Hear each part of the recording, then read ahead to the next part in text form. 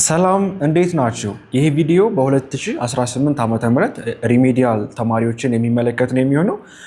ካለፉት የሪሜዲያል ፈተናዎች በመነሳት በዚህ ዓመት ማስተዋል ያለባችሁን ወይም ደግሞ መጠንቀቅ ያለባችሁን ሀሳቦች እያነሳው ኤንድ ኦልሶ መሰረታዊ የሆኑ በዚህ ሰዓት አብዛኛው የሪሜዲያል ተማሪ የሚጠይቃቸው መረጃዎች ሸር አደርግላችኋለሁ። እስከ ፍጻሜው አብራችሁ ይቆዩ። የመጀመሪያው ከብዙ የሪሜዲያል ተማሪዎች የተነሳው ጥያቄ በፈተና የሚካተቱ ኮንቴንቶች ወይም ደግሞ ትክክለኛ የሆነ የሪሜዲያል ሞጁል አለ ወይ የሚል ነው። የሪሜዲያል ሞጁል ተብሎ የተዘጋጀ ኮንቴንት የለም። ከዚህ በፊት በነበሩት ፈተናዎችም አንዳንድ ዩኒቨርሲቲዎች በተለይም ደግሞ ዋቻሞ ዩኒቨርሲቲ ያዘጋጀው ታዋቂ የሆነ ሞጁል ነበረ። ባለፉት 3 ዓመታት ያገለገለ ሞጁል የዋቻሞ ዩኒቨርሲቲ ያዘጋጀው የነበረው እንደ ሞጁል ሌሎች ግቢዎች ሲጠቀሙት የነበረው ሞጁል እሱ ነው እንጂ ትምህርት ሚኒስቴር ጀስት ያደረገው ምንድነው እነዚህ ቻፕተሮች በሪሜዲያል ይካተታሉ። ይሄኛው ቻፕተር ከ9ኛ ይሄ ክፍል ከ10ኛ ይሄ ክፍል እንደ ሪፈረንስም ቴክስት ቡካችሁን ተጠቀሙ ብሎ ነው ቁጭ ያለው እንጂ ሌላ ነገር አላለም። በአሁኑ ዓመት ታዲያ የተቸገራችሁ ዋቻሞ ዩኒቨርሲቲም ሆነ ሌሎች ዩኒቨርሲቲዎች ያዘጋጁት ሞጁል የለም። ሞጁል ያዘጋጃሉ ማለት አስተማሪዎች የሚያዘጋጁት ነገር ይኖራል። አንዳንድ ደግሞ በግቢ ሌቭል የሚዘጋጁ ሞጁሎች ይኖራሉ። ይሄ የታወቀ ነገር ነው። ነገር ግን የትኛው ሞጁል እንጠቀም የሚለው ነገር ግራ አጋብቷቸዋል። የኔ መልስ አንድና አንድ ነው። እሱ ምንድነው ፈተና ወጪዎች የሚጠቀሙት ምንድነው ፎከስ የሚያደርጉት አውትላይን ብለው አስቀምጠዋል አይደለ? ይሄ ቻፕተር ከ9ኛ ክፍል ዩኒት 1 እና ከ11ኛ ክፍል ዩኒት 1 የተዘጋጀ ነው ብሎ አስቀመጡ አንድን ቻፕተር። ፎር ኤግዛምፕል ሂስትሪን እንመልከት። ሂስትሪ ቻፕተሯን ከ9ኛ ክፍል ዩኒት 1 እና ከ11ኛ ክፍል ዩኒት 1 ነው የተዘጋጀው ብሎ ተናገሩ ወይም አውትላይን አስቀመጡ። ሪፈረንሳቸው ፈተና በሚያወጡበት ሰዓት ቴክስት ቡካቸውን ሄደው አይተው ከዛ ነው የሚያወጡት እንጂ ዋቻሞ ያዘጋጀው ሞጁል ዲላ ያዘጋጀው ሞጁል ምናምን የሚሉት ነገር የላቸውም። ይህንን ልታውቁ ይገባል። የመጀመሪያው ይሄ ነው። ኮንቴንቶች ካላገኛችሁ አውትላይኑ ማለት ነው ወይም የሚካተቱ ቻፕተሮችን ካላወቃችሁ ቴሌግራም ቻናላችን ላይ ስላስቀመጥን እሱን መውሰድ ትችላላችሁ። ሌላኛው ደግሞ ኦልድ እና አዲስ የሚባል ነገር አለ። የትኛው ነው የኛ የሚለው ነው። ኦልድ ሞጁል ማለት ከ2015 ዓ.ም ላይ የወጣ ነው። 2015 እና 16 ላይ የነበሩ ባጆች ተጠቅመውበታል። ከዛ አዲስ ሞጁል ወጣ። አዲስ ሞጁል ለምን አስፈለገ ስንል ምክንያቱም የተማራችሁት እናንተ በኒው ካሪኩለም ነው 11ኛ እና 12ኛ ክፍል በኒው ካሪኩለም ነው የተማራችሁ። እሱን ታሳቢ አድርጎ በባለፈው ዓመት አዲስ ሞጁል ተዘጋጀ።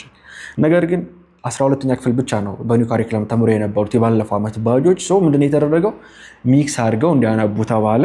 በጣም ከዘገየ ነበር ያ መረጃ ያወጣው። በዚህ ዓመት ምንም አልተባለ። ምንም ካልተባለ ያላቸው አማራጭ በአዲሱ ሞጁል ወይም በአዲሱ ኮንቴንት ብትዘጋጁ ስለሚሻል እኛም አዲሱን ኮንቴንት ነው እያስተማርን ያለ ነው። አስተማሪዎቻችሁም ሁሉም ግቢ ላይ አሁን ላይ አዲሱን ኮንቴንት እያስተማሩ ስለሚገኙ በአዲሱ ኮንቴንት ብቻ ብትዘጋጁ ማለት ነው።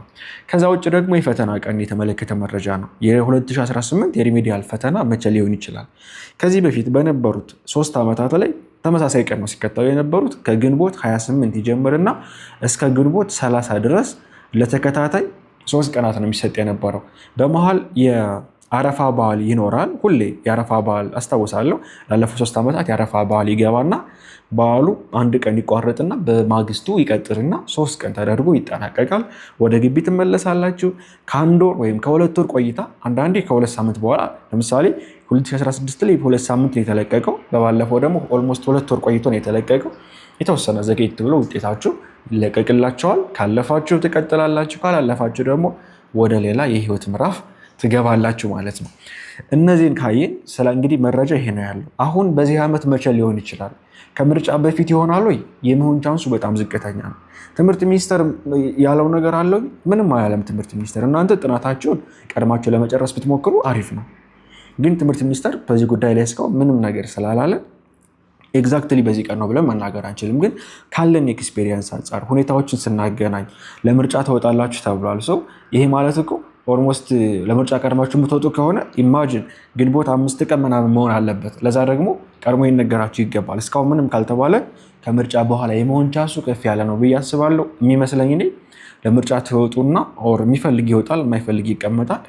ለምርጫ ወጥታችሁ እንደተመለሳችሁ ባለው ቀጣይ ሳምንት ውስጥ የምትፈተኑ ይመስለኛል። ወይም ደግሞ ከዚህ በፊት የነበሩት ዓመታት ላይ ያሉት ቀናቶች አሁንም አፕላይ ይደረጋሉ ብዬ አስባለሁ። ምክንያቱም ከእናንተ በኋላ መውጫ ፈተና ስለሚመጣ ሰኔ 15 አካባቢ መውጫ ፈተና ይሰጣል ስለተባለ እሱን ታሳቢ በማድረግ ማለት ነው። እነዚህን ካየ ሌላኛው ከእናንተ የሚነሳ ጥያቄ ምንድነው? ስለ ፈተናዎች ንገሩን ነው። ፈተናው ሙሉ በሙሉ በኦንላይን ነው።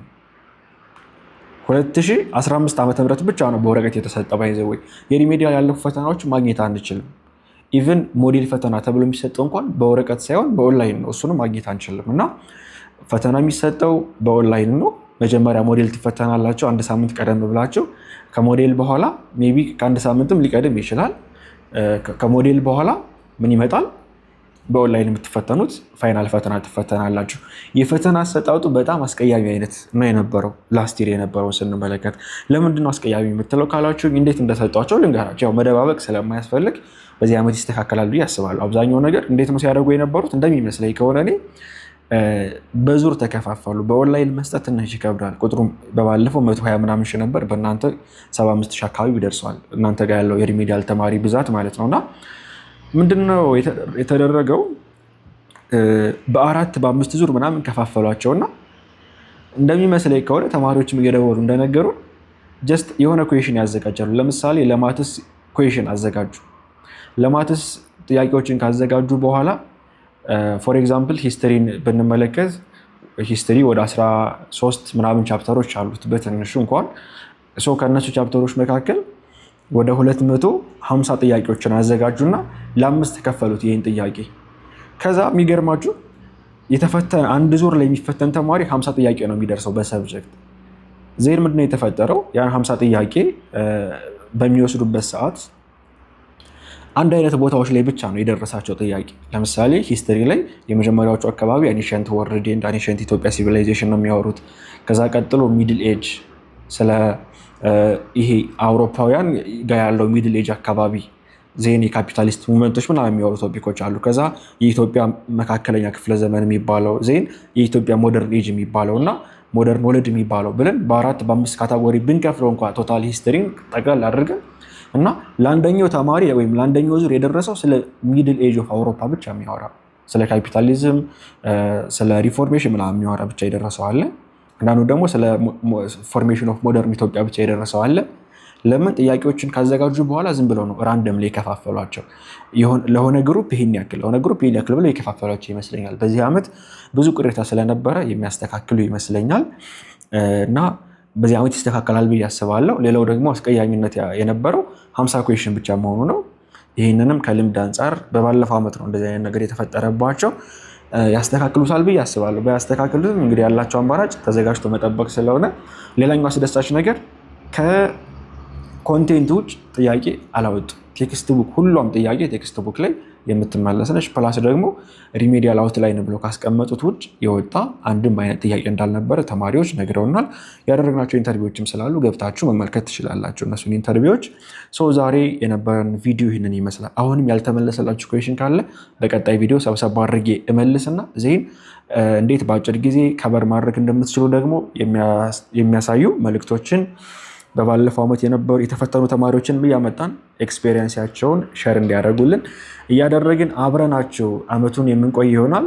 ለዛሬ የነበረን ቪዲዮ ይመስላል። በዚያው አጋጣሚ ቴሌግራም ቻናላችን ከሌላችሁ ሪሜዲያል ትሪክስ በማለት ሰርች አድርጋችሁ ከ35,000 በላይ ሰብስክራይበር ያለው የቴሌግራም ቻናላችን መቀላቀል አትርሱ። ቴንክ ዩ ሶ ማች